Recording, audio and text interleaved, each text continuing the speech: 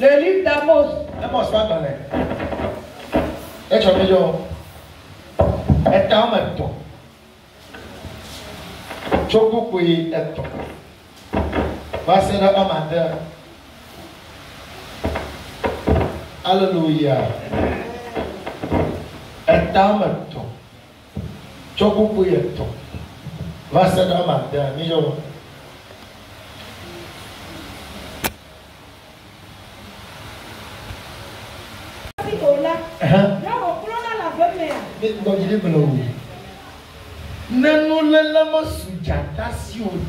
Si le lion n'a pas une proie,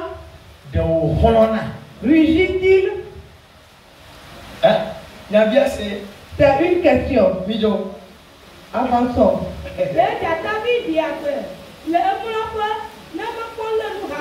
Hello.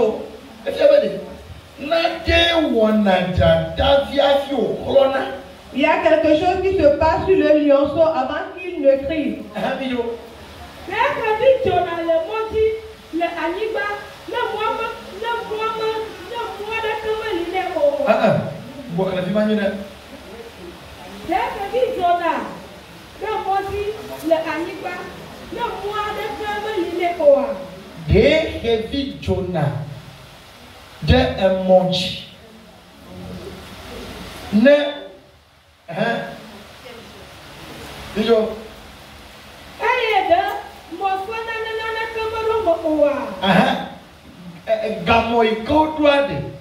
Le piège qu'on a mis, qu'on a installé,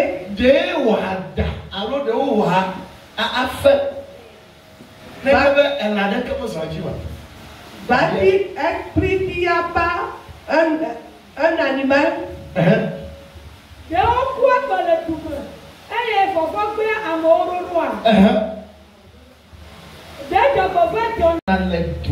Arrive-t-il un malheur sans que l'Éternel en soit l'auteur? Aujourd'hui, Dieu va nous parler à travers sa parole. Dis Amen. Nous allons prier. Seigneur Jésus, nous te disons merci. C'est toi qui es Dieu. Aucun Dieu n'est semblable à toi. Aucun Dieu n'est égal à toi. Tu es le Dieu. Tu es vivant. Tu fais des miracles. Aujourd'hui, fais des miracles dans la vie de tes enfants. Quelqu'un va partir d'ici avec des témoignages. Quelqu'un va partir d'ici avec la guérison. Quelqu'un va partir d'ici avec au nom de Jésus. Amen. Amen. Amen. Amen. Acclame Jésus-Christ. Alléluia. Amen. Nous siens, tout ce qui est dans ce monde a une origine. Et tout là, les montagnes ont une origine. Et les rivières ont une origine. La vie de l'homme a une origine. C'est pour cela que la Bible a dit quand Dieu a créé l'homme, il y avait la chair. Il y avait le sang dedans. Il y avait l'os. Il y avait l'âme dedans. Mais l'homme n'était pas vivant. Jusqu'à ce que l'esprit vienne de Dieu, afin que l'homme ne vive. Alléluia. Amen. Cela a montré que la vie de l'homme vient de Dieu.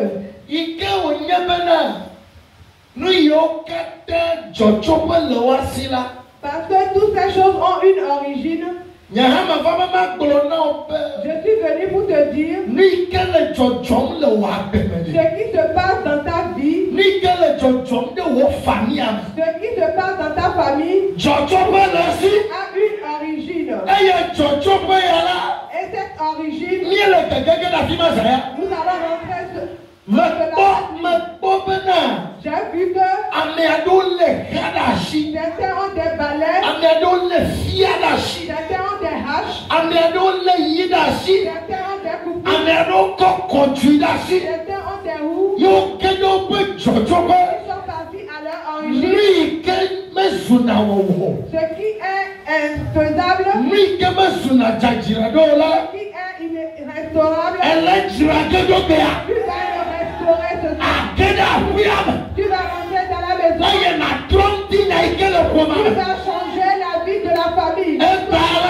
Aujourd'hui, que Dieu te donne la force pour changer l'histoire de dans ta vie. Alléluia. Amen. Toute chose a une origine. Ce qui se passe dans ta vie a une origine. La maladie a une origine. La pauvreté a une origine. La détresse a une origine. La stérilité a une origine.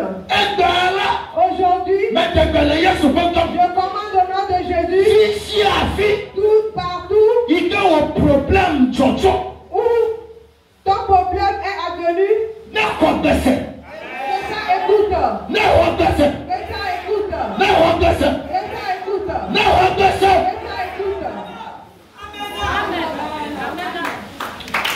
Alléluia. Les pleurs, c'est quelque chose qui est la cause. C'est quelque chose qui la cause. Mais dans cette nuit, cette origine, nous commandons que ça soit séparé, que ça soit déraciné. Dans cette nuit,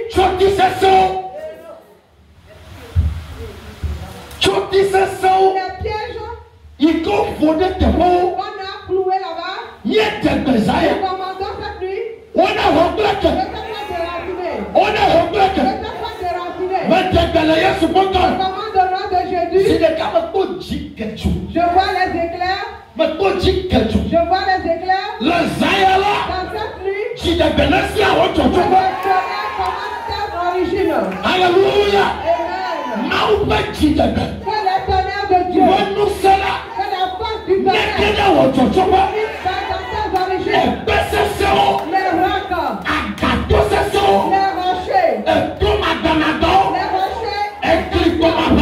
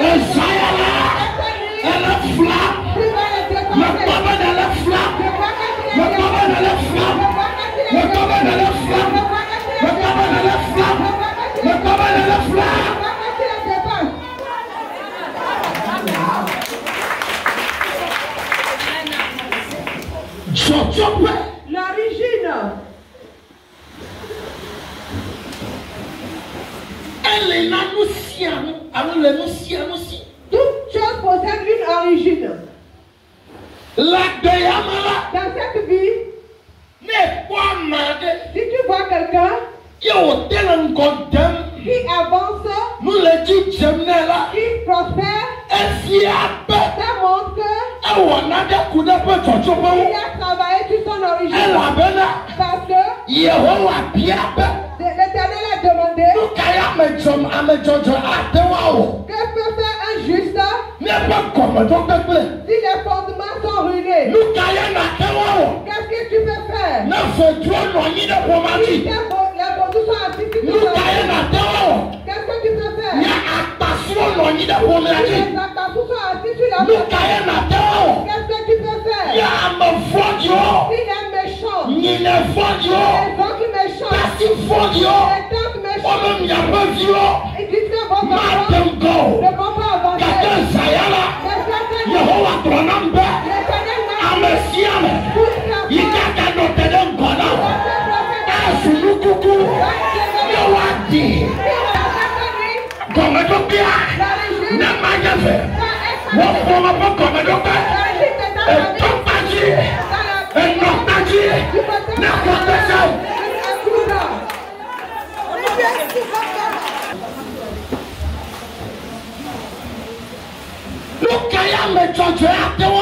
peut faire le juste?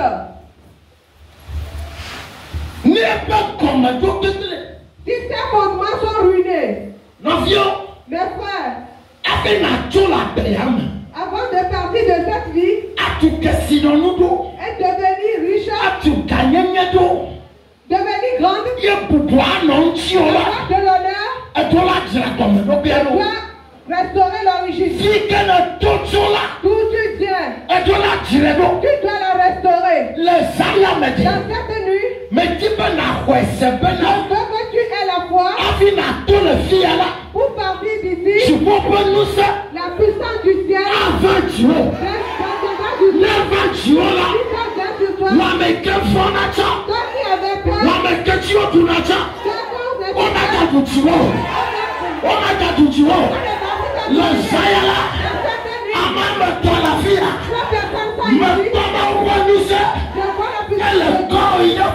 Vous allez construire vos maisons.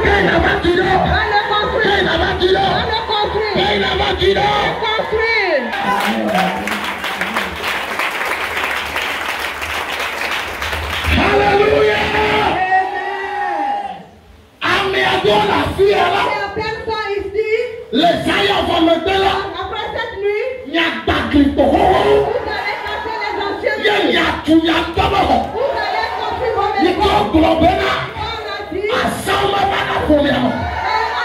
par les pères. On va la fondation.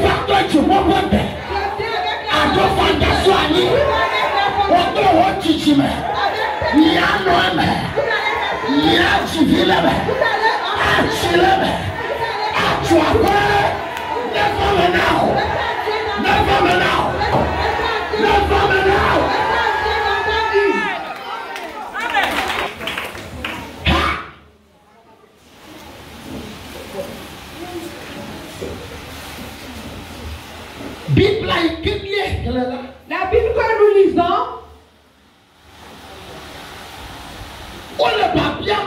on te posait une question. Deux personnes marchent sans être convenues. Cela montre que leur marche a une origine. C'est pas maintenant qu'ils marchent. Il y avait une convenue. Ces deux personnes marchent ensemble.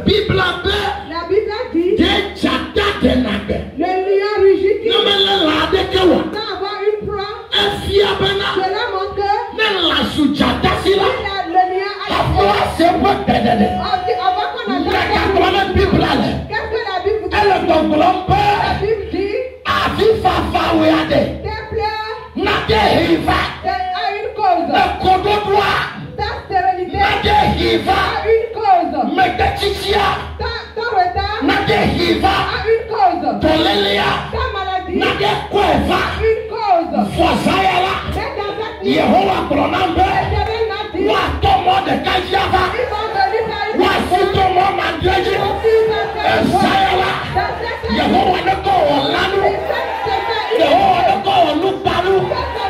Natanu. Natunu. Natiranudo. Nefamela.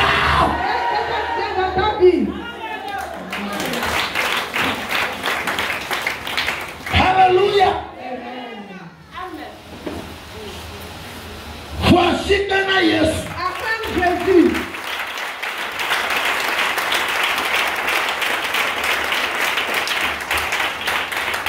Ben a du courir de chia de Dieu. Pour vaincre tout problème. Et Dieu n'a pas. Il te faut connaître l'origine du problème.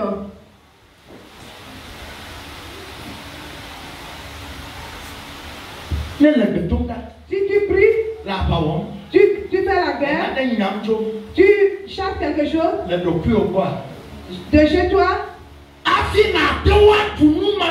pour vaincre ce problème, tu dois connaître son origine.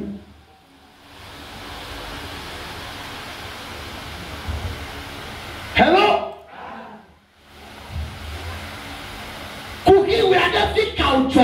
Ton problème vient d'où?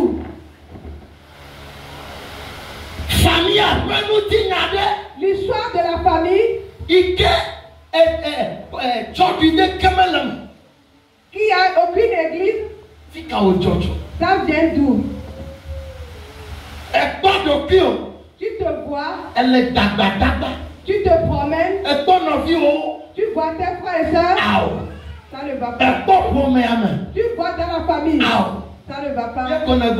Et tu t'es dit, ça va aller. Non. Alors, il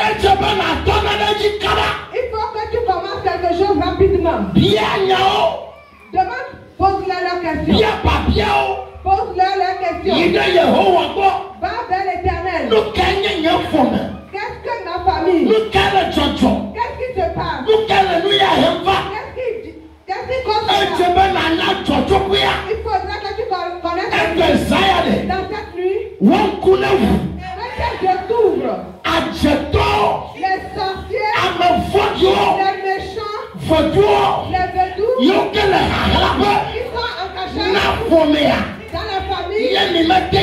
Si tu ne les connais pas, les problèmes viennent dans cette nuit. Laissez les amis à découvrir. C'est ça qui vient dans ta vie. Alléluia. Connais l'origine de la famille. Connais l'origine du problème. Alléluia. Amen. Dans cette nuit, quelqu'un, le Saint-Esprit va te transporter dans la maison de ton grand-père. Le Saint-Esprit va te transporter dans la maison de ta grand-mère, dans la maison de ton père. Tu vas voir quelque chose, tu vas reconnaître des choses. Cela va montrer la victoire à commencer. C'est ça qui est dans ta vie. Il y a un pasteur au Ghana. Nous, dans sa famille,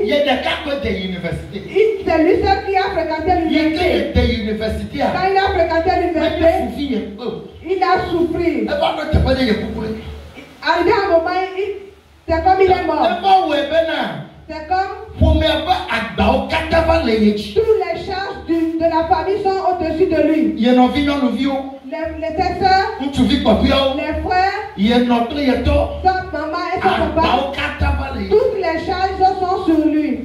Aucun d'eux n'avance pas. Le petit salaire qu'il reçoit, il est devenu instituteur. Quand je prends son salaire, le vent l'emporte. Il a commencé par prier. Seigneur, quelle est l'origine du problème de ma famille? L'origine de mon problème. Qu'est-ce qui cause mon problème? Qu'est-ce qui se passe? Il a prié jusqu'à 6 mois. Un jour, il s'est couché. Et l'Esprit de Dieu l'a transformé dans un champ de café. Quand il était rentré dans le champ de café, il a vu un monsieur. Le monsieur s'est tenu debout.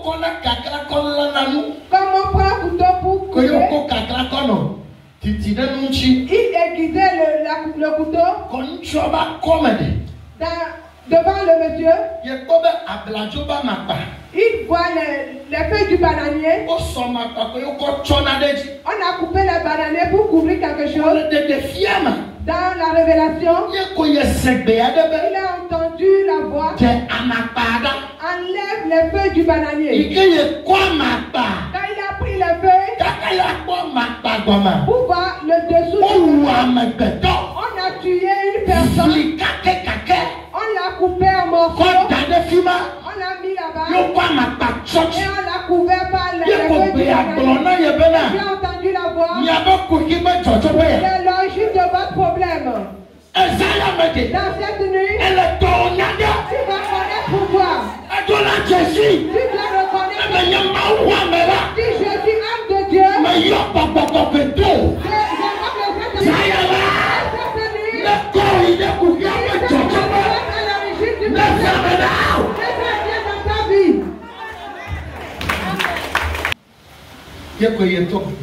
Et j'ai commencé par prier.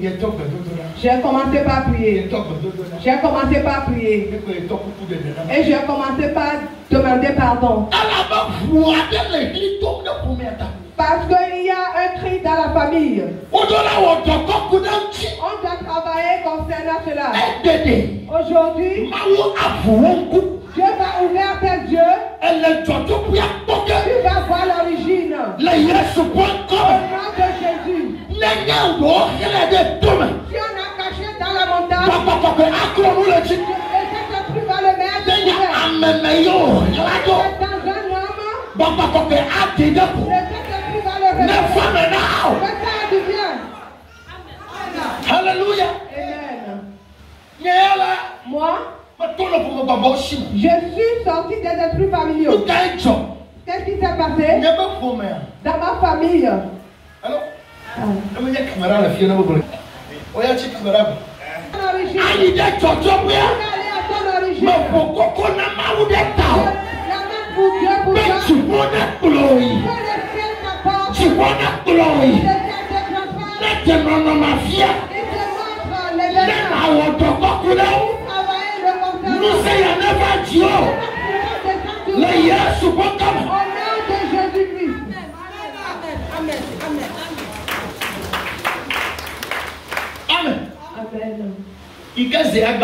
Quand le Seigneur mon frère écoute ma voix cette nuit.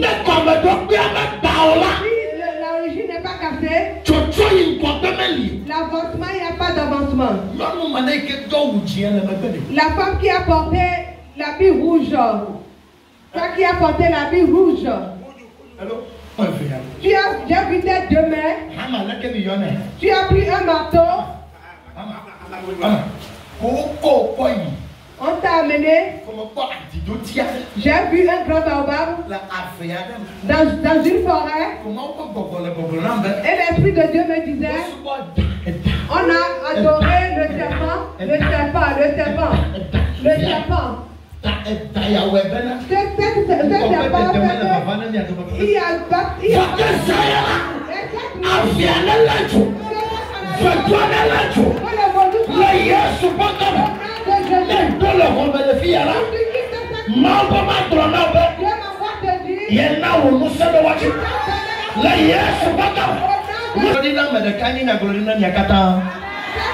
cette prophétie va pour vous tous.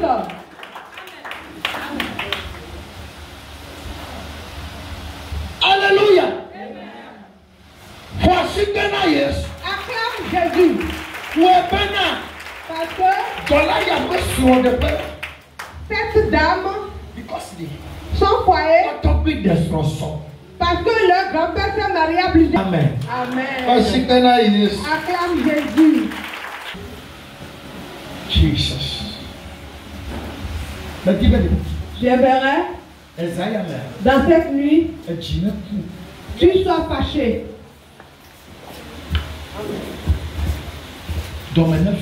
Que tu sois fâché. J'aimerais te dire quelque chose. Ne garde aucune guerre pour tes enfants. Allô? Amen. Ne rate pas ta génération. Ne rate pas ta génération. Alléluia. Ne laisse aucune guerre pour tes enfants. Alléluia. À partir de cette nuit, il faudrait que tu commences à faire la guerre concernant ta famille. Alléluia. Acclame Jésus. Alléluia. J'ai une prophétie pour cette dame. Demain, je vais venir. Il change l'heure. Mais cette nuit, mais l'heure est arrivée. Que Dieu, au nom de Jésus,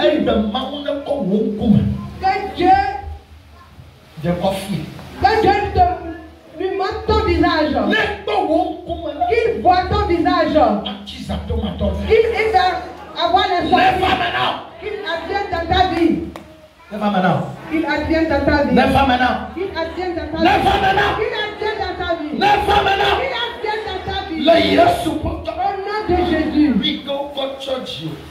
Le voile qu'on t'a couvert, que ton nom ne va pas être vu. À partir de cette nuit, je proclame ton nom par le sang de Jésus.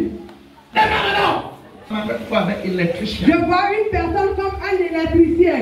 Alléluia.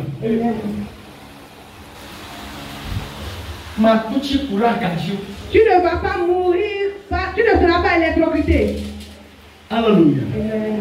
Au nom de Jésus, cette nuit, je commence par le sang. Partout, la réussite de mon problème, dans cette nuit, si je tape les mains et je prie, que cette visage de Jésus,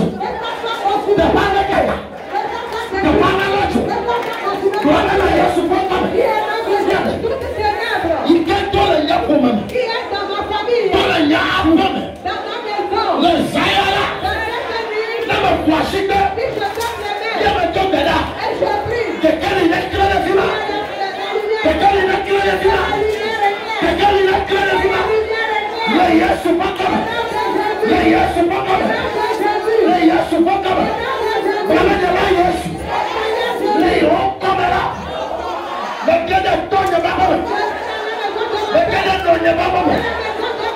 problème de ciel qui est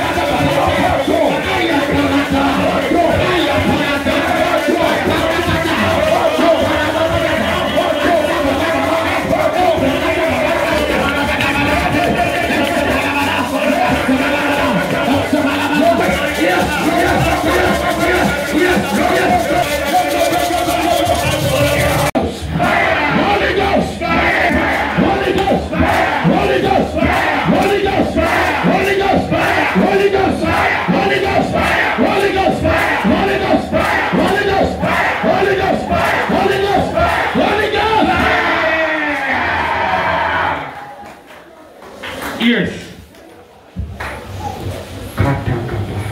Don't want to see what it is.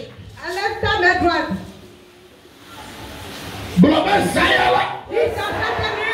Me kohama tout jibo. Je prends le marteau du ciel. Et je vis des bébés. Tout ce canari. Il doit qu'il y ait tout. On t'a dit à l'équipe. Il faut tout garder. Le ton n'est pas parti. Et l'on n'est pas parti. Le Sayala. Me Takasia. Me Takasia. Me Takasia. Me Takasia.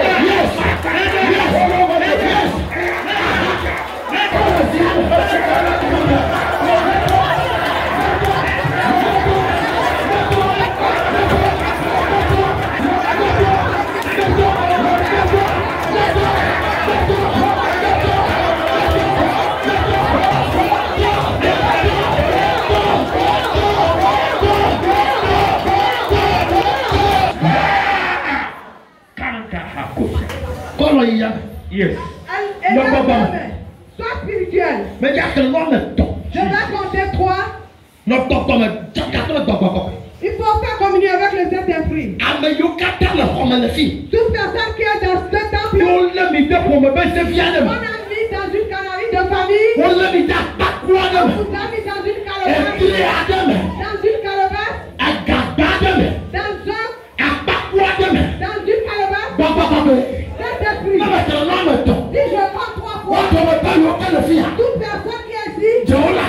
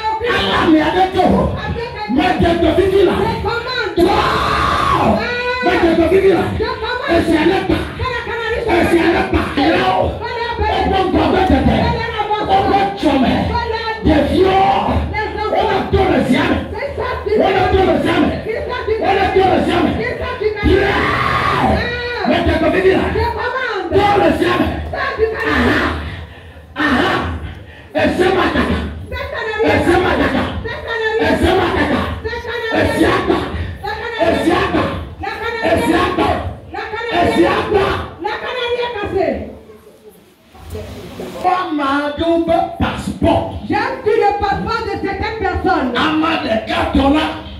Le passeport de certaines personnes. On a mis sur un siège. La deuxième personne.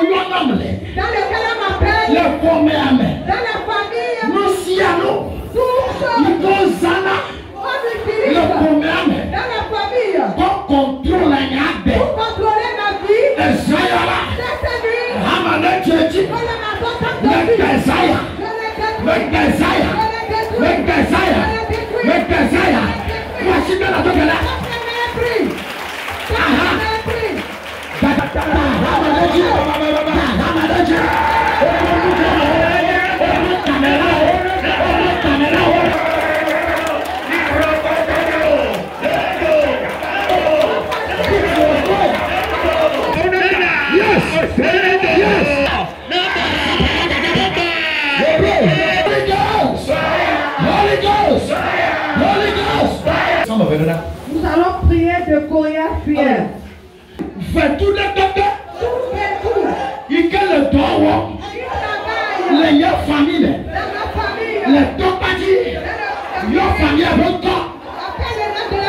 Les topatis. Yo famille avec toi. De tous les temps. Il que le droit.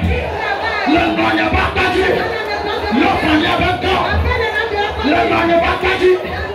Ezayala. Il doit tu veux toi là. Il fait toi là.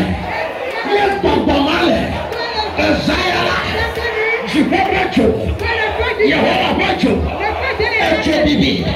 Et bibi. Petit bébé. Petit bébé. Anita Boubou. Il y a pas eu le gars. Il s'y a fait. Il est dans le. Et tu n'as dit le gars. Et il me fait la dire. Tu n'as pas la dire. Let the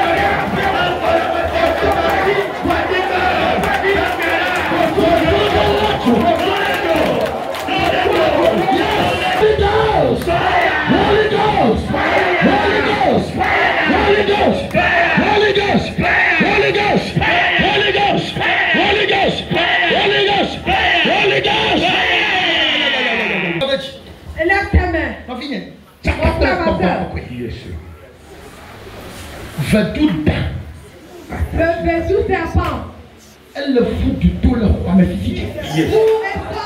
Du chapelle. Ah, ton roi Fais tout le temps. Fais tout le temps. Fais tout le temps. Fais tout le temps. Introduction. Manifesto. Introduction. Dans le vendu. Introduction. Après vendu. Introduction. Pas tous les gars. Introduction. Après lui. Introduction. Pas musique. Introduction.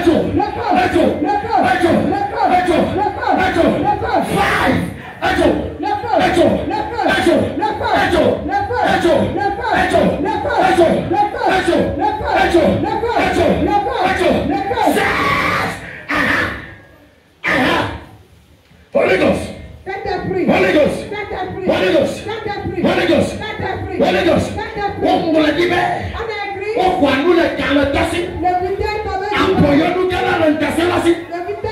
Mais tu peux vivre là. Les voix de bébé que le vient. Donc on voici.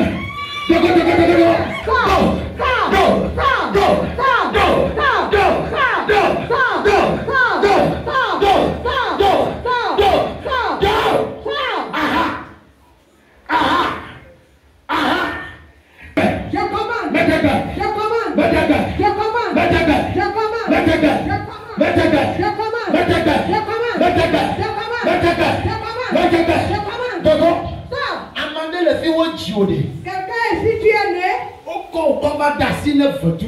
On t'a remis à un vaudou. L'on peut deviner que. Depuis ton enfance. L'on peut deviner que. Depuis ton enfance. Un nom. Ta maman. On peut il faut tout pour nous. T'a amené dans une Dans maison de photo le bon blanc. Les vaudous Il disent. est toyé le Il nez. leur Il appartient. est toyé le nez.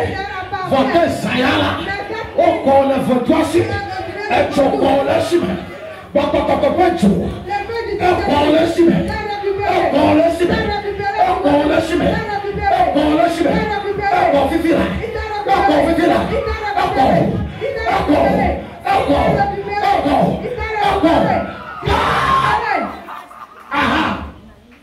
Yes.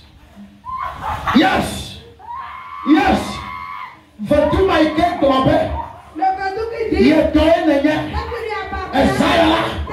Mon profiter de la souvent à la droite. Non, il est là, mon profiter. On va faire tout d'abord. Il doit avoir des viandes d'assir. Ça y est, et ça y est là. Il y a souvent, tu peux donner une chose. Est-ce que tu peux donner une chose? Maintenant, pour moi, maintenant, c'est moi. Non, il est là. À ce moment. Jésus.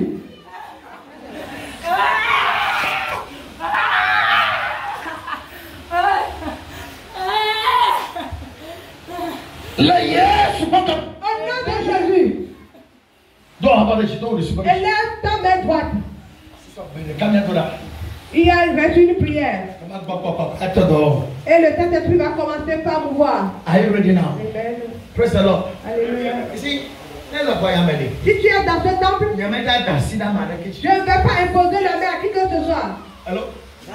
Je ne viendrai pas t'imposer les mains. Il faut que tu sois en colère. Que là où tu es arrivé, ton histoire doit changer. Tu dois lutter. Alléluia. Que tu sois en colère. Que tu sois en colère. Tu es prêt? Dis au nom de Jésus. Tout est sorcier. Oh, you are not here. Baba, adjetu le keke. Tout est sorcier. Adjelo.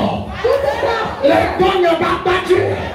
Après les noms de la famille. Adjetu le ciel. Tout est sorcier. Adjelo le ciel. Le tonyo babati. Le nom corps. Adjeto pour le ciel. Adjetu le ciel. Le tonyo babati. Le famille le corps. Le nom voici. What you? Let me go! What you? Let me go! What you? Let me go! Et il est Georgia. What's on the water? Et il est Georgia. Qui sont là? Il est combien? On est d'accord de moi. Le toi tu es là. Le toi tu es là. Le toi il est là. Le toi tu es là. Le gloire. Le voilà. Let me go! Je te la donne là.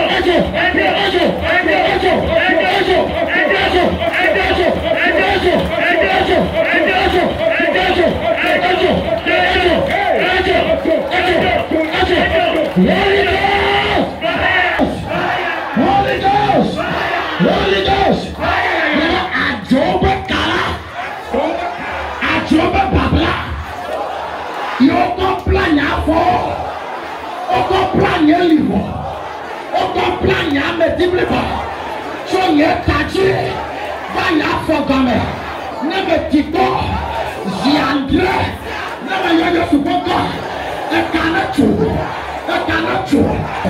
you come out of my natural,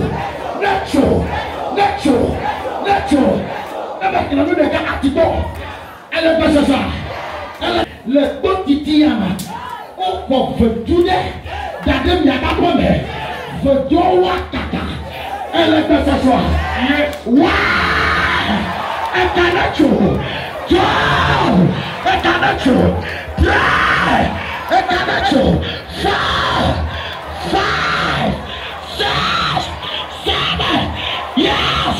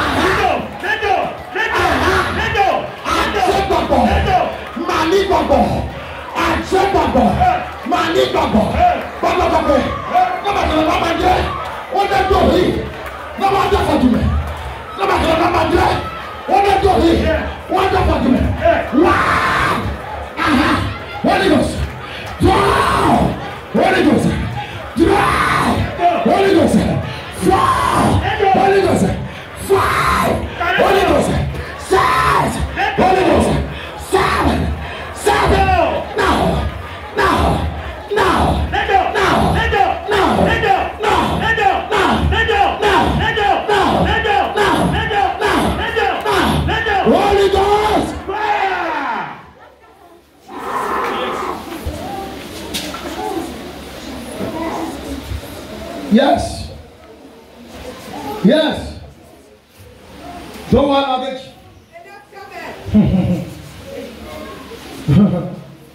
obviously, I come back to Villa de Locufia. May I go to Tolapota one? At Judas. Don't want to let you. We are what is soon of Holy Ghost. At Jepota one. La mer de Blackman. Let the Via de Blackman. Suku Via de Blackman. Munchua de Blackman. Livua de Blackman. Baba Kobe. Never can Roberto. A Bowan and another. A Bowan and another. Never get there. When you are to the 47. But Bowan and another father. There are my Blackman. Lay your support coming. Wow! Holy Ghost. I drop a door on a man. None of them. None of them. None of them. None of them. None of them. None of them. None of them. None of them. None of them. None of them. None of them. A door on a man. None of them. None of them. Holy Ghost. Holy Ghost. Holy Ghost. Holy Ghost. Holy Ghost. Holy Ghost. Holy Ghost. Holy Ghost. Holy Ghost. Aha. Aha. Yes. Yes. Yes. Yes. Yes. Me don't let you. I'm trying to dig it out of the Yamayota Kuna Drago. Alpo Dogiole. He gone you. For Mama. I got to go. Let no word to me. My now word to me. Come we are. Village. You babo aka no yo. Be na ina go be travel me do mama kwe. Na ba kala no am to visit. Am yo ke kachacha malowa me. Ye ba ba chichi babo. Galo yo. Bo na travel wala. Na ba kala no am to. E kauna chu. O kweli hona go gadede. O ba chama na go gadede. O ba be na go gadede. Wow!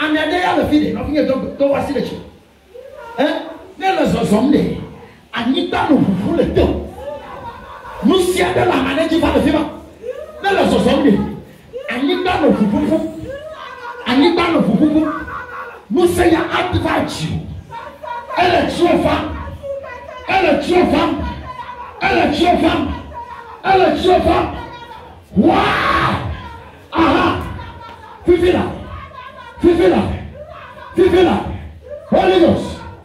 Holy Ghost. Je comprends nous ça. Je comprends nous ça. Je comprends nous ça. Je comprends nous ça. Nafatio. Nafatio. La yes mogana. Oh yes. Oh yes. Oh yes. I'm the other feet. Oh you know. Oh you know who come. No hope for me. Agasaga me ko yo wala. Me pona do kyo la ko yam. Me pona do kyo la ai. Fi ko yo. Vo fifi la. Baba ko pele yo. Elle clique au toit de ce qu'elle est tombée fifi la. Elle clique de diarrhée de ticade au tour. Elle ne manque pas. Mais c'est payé là. Ma cassette de fond de corps. Fifi la. Holy Ghost. Fifi la. Holy Ghost. Fifi la. Holy Ghost. Now. In Jesus' name. Yes. Can you talk? Associ. Aha. Yamayoka nana wole miasi. Vous qui avez des Ye dons, gogo. que les espions Amafoti wofi. les méchants voleurs, Ajo. les sorciers, Zayala. Fisha fiko kwetado. Fisha fiko dido. Elle me bouge. Ava pour fila. Elle me bouge. Ava pour fila. Les noms que clame en gramme. Baba. Baba la yesu kokam. Zayala. Luciano. Il gagne tout. Pourquoi fila? Pourquoi fila? Ni mona nao. Pourquoi? Pourquoi nous anao? Pourquoi? Yaira. Pourquoi? Et Bobaba. Pourquoi? Pourquoi? Pourquoi? Pourquoi? Pourquoi? Pourquoi? Pourquoi? Pourquoi? Pourquoi? Comment on a dit? Aha. Aha. Aha. Yes. Mamu promis d'agboa de bon. Comme agboa agboji. Agboji. Agboa me gete comme. Il que me gete comme pas. Ota de tubiade. Sada atiadon. Ote li blakada atiadon. De apuyame. Fifi la ike me gete apuyame pas. Comme comment que tu peux faire ta photo mais c'est que tu peux chop boame donc de gota ko clean de dire ça c'est ben un pot de azo un pot de azo un pot de azo un pot de azo un pot de azo un pot de azo yes aha Holy Ghost Holy Ghost Azo papa ma nuna nao. Nuna nao. Nuna nao. Yes. Il can no asi opo. Il ne bou. Il can me gana towo. Hey. Appelle quelqu'un de homme. Appelle quelqu'un de homme. Appelle quelqu'un de homme. Et ban to yo kebe. Appelle quelqu'un de là. Il y a deux coucou pour nous ça. Deux coucou pour nous ça. Ni à coup de haut. À côté de fia. Quand vous n'avez pas de jojobo. Problème à pas jojobo. Fifi là. Quelqu'un lima. N'est que le miachi. N'est que le dieu. Appelle quelqu'un de là. Appelle quelqu'un de là. Appelle quelqu'un de là. Fifi là.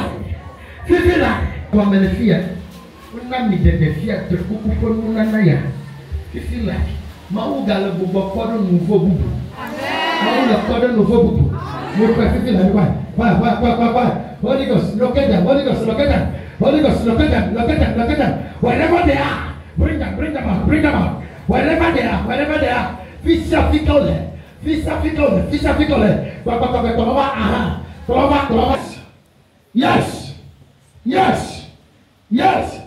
Yes. Holy Spirit.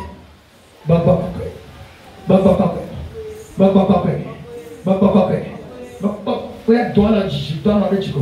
But Papa Moppo Bobo and a bomb da mochi. Papa can a bomb da mochi. And a bomb da mochi. Luna now little tom. Let the two be young. Let young home. Let wood home. Let the cap home. Fifina. Holy Ghost. Aha. Yami the token of the better. Yes. Aha. Ejagamo. Yes. Yami the token of the better. No. Yes. Yeah, I'm a young man, a chacha, and a bomb, watch it. I'm only one in that one, I'm a toe, and a bomb, no watch it. You say you get a bit of aha. Yes, aha. Ushers, loud and aha. Holy Ghost.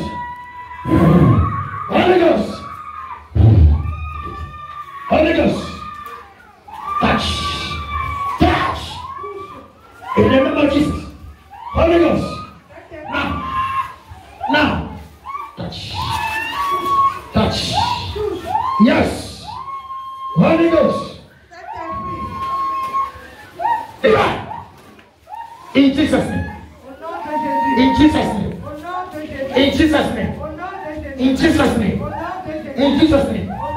Now,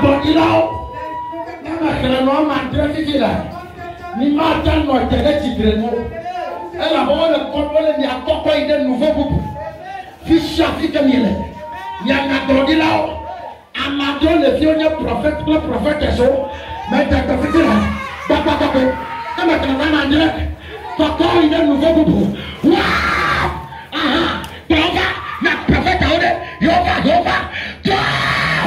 ya na godilao kataba papa Trova. Holy Ghost, aha. Ni mata no teneti kelo. Awucho. Five. Trova, aha. Trova.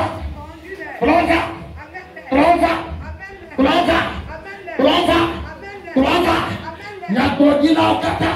Yo chuto. Makakasi chukimao. Yes, aha. Nina sipo no. Aha, yes. Nyakodi la kata. Yoga chuto. No muto. Kata. Yes.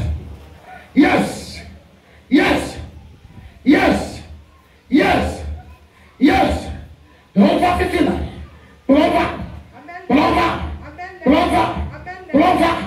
Tosaya dila. Nyabenya glodi. Magane nyaglodi ko. De defia wanom. Mafia mo wanom. Ma ko de kade. Okojo aka kojo. Kola de chikamne. Take. Fisha fikana. Holy Ghost. Comment vous na be? Ma ko wa de uchi. Agbonya koko. Never now.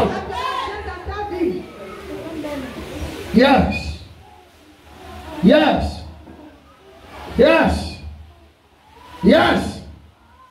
Kande ko sana makata. Karabata kaskambanta kate. Amana le fi de sela gbe chafita me kala gbe semo. Egbe abo batrava. Wa fifila. Why?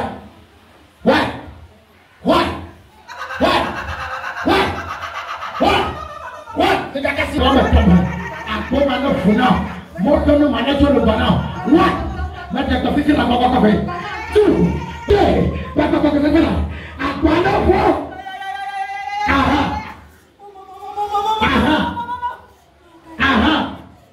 Yes. Elle est belle, c'est sɛgɛ tó ti bɔ wá wọ́n tọ́lọ̀ wọ́n pàpàmọ́ fún tọ́lọ̀ wọ́n kúnọ̀ aha fífìlà fífìlà.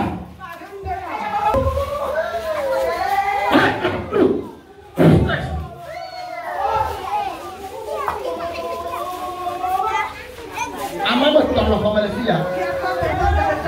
Tɔnya dɔɔni fɔmu sɛm. Sɔrɔ na ba gbɔdɔ kun na. Tɔnya dɔɔni fɔmu sɛm. Bɔbɔbɔ ka amama tɔnya fɔwɔnu. Fɔwɔnu. Nanu ka sɔ amɛ tɔn. Fɔwɔnu. Amɛ gbàtɔ. Amɛ fɛlia. Amama tɔlia. Sɔrɔ de ba gbɔ na. Efuna.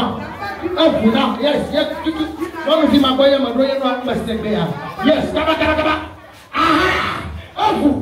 So get the back me off! Wow! I go my doctor, my majesty. Above! 6! Above! 7! Above! Give it up!